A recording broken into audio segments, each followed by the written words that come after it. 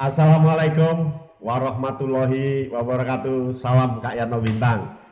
Kali ini topik kita adalah untuk anak-anak muda yang akan menempuh perkuliahan.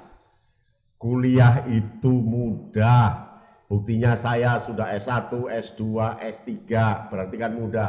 Tetapi berkuliah itu juga susah bagi orang-orang tertentu yang tidak menemukan cara yang paling praktis. Nah, berikut Kak Yatno akan memberikan cara praktis perkuliahan. Cara pertama adalah siapkan mental Anda. Cara pertama, siapkan mental Anda bahwa berkuliah itu beda dengan bersekolah. Anda sudah tidak anak-anak lagi dan Anda sudah tidak harus bergantung dengan jadwal, bergantung dengan guru, tetapi dunia mandiri ditentukan di sini. Maka siapkan mental Anda untuk ganti-ganti jadwal, untuk kadang kuliah, kadang tidak. Dan mental-mental yang lainnya karena terpaan ini sudah spesifik. Perkuliahan itu adalah ilmu yang spesifik, ilmu yang khusus, sehingga butuh mental khusus untuk menghadapinya. Maka yang pertama adalah siapkan mental Anda.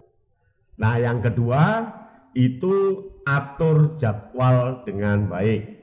Atur jadwal Anda dengan baik karena jadwal di perkuliahan beda dengan jadwal ketika di sekolah. Kalau sekolah jadwalnya pukul 7 sampai pukul 12 atau sampai pukul 3 dan di sana akan ada jam kosong. Kalau perkuliahan jadwalnya berbeda, kadang pagi ada, nanti siang baru ada. Kemudian hari ini ada, besok tidak ada. Kadang jam kosong oleh dosen diganti dengan yang lain. Maka Anda harus bisa mengatur jam perkuliahan dan jam pribadi Anda. Nah, yang ketiga, tentukan target IPS, indeks prestasi semester, atau IPK, indeks prestasi kumulatif. Targetnya nggak usah rendah-rendah, langsung tinggi 4. Karena nilai maksimal itu 4 atau A.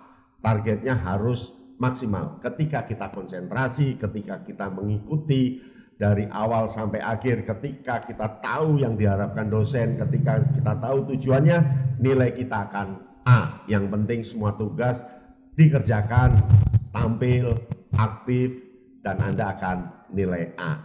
Yang keempat, itu catat dengan serius tujuan perkuliahan. Biasanya di perkuliahan pertama dosen menyampaikan tujuan perkuliahan. Maka tujuan perkuliahan itu catat karena dari tujuan itu akan menentukan yang lain, akan menentukan tugas, keaktifan, jadwal dan sebagainya. Maka catat tujuan perkuliahan. Yang kelima, buatlah peta pikiran setiap mata kuliah. Karena biasanya setiap satu semester bukan satu mata kuliah, dia bisa 5 sampai 6 mata kuliah. Maka tiap mata kuliah buatkan peta pikiran untuk memudahkan Anda belajar. Bila perlu di buku besar buatkan peta pikiran, kira-kira perkuliahan ini cakupannya di mana, aspek-aspek rincinya seperti apa, dan sampai kapasitas di mana. Maka buatkan peta pikiran. Nah, yang keenam, ini penting, kenali teman-teman Anda karena teman-temanmu itu adalah aset untuk prestasimu. Jangan berpikiran negatif terhadap teman karena teman itu nanti akan mendukung ketika belajar kelompok, ketika kita akan bertanya, ketika kita akan berdiskusi. Maka baik hati dengan teman dan tentu juga baik hati dengan dosen. Ingat, dosen itu beda-beda karakter. Ada dosen yang saklek, ada yang dosen yang longgar, ada yang kreatif, ada yang kaku, ada yang keras. Itu biasa. Yang penting kenali karena dosen juga manusia. Cari sahabat, cari teman seperkuliahan bila perlu, kenali kakak kelas, adik kelas, dan mahasiswa sejurusan di perguruan tinggi lain. Kemudian kenali dosen Anda. Nah, berikutnya yang ketujuh, luaskan daya jangkau Anda untuk literatur. Jadi literatur ini bagi mahasiswa biasa, mungkin satu semester dia bisa membaca 20 buku, 30 buku, bahkan 50 buku. Apalagi sekarang sudah tidak usah banyak beli buku karena di internet sudah ada, di Amazon sudah ada, e-book sudah banyak. Maka perluas jangkauan Anda, cari hasil-hasil penelitian, cari jurnal, cari buku-buku. Anda pasti akan punya kekuatan. Yang penting tidak malas dan hanya di kamar saja, tidak ada kegiatan apapun. Pergilah ke perpustakaan, di sana banyak e-jurnal, banyak e-makalah, dan yang lainnya.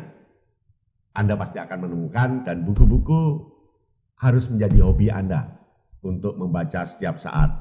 Kemudian yang ke-8, siap tampil, siap memberikan gagasan kalau punya kesempatan dan ditunjuk.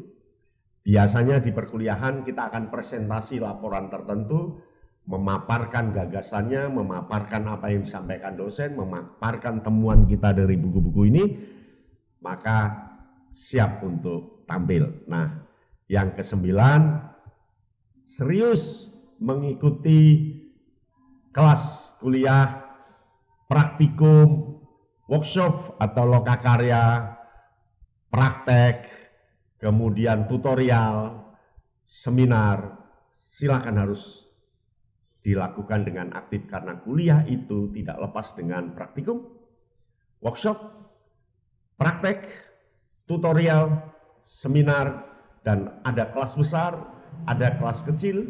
Kalau kecil kita akan mudah paham, tapi kalau kelas besar diikuti oleh ratusan orang, catat kata-kata kuncinya, diskusikan dengan teman Anda, tanyakan ke dosen. Kemudian yang ke-10, ini yang paling penting, cermati informasi beasiswa. Biasanya dunia kampus itu banyak beasiswa, ada sekitar 50-60 lembaga pemberi beasiswa. Tetapi terkadang kita tidak tahu informasinya, maka Anda harus aktif mencari informasi itu, biasanya di Wakil Rektor 3 bagian kemahasiswaan atau pembimbing kita, atau cari di informasi yang lain. Beasiswa banyak.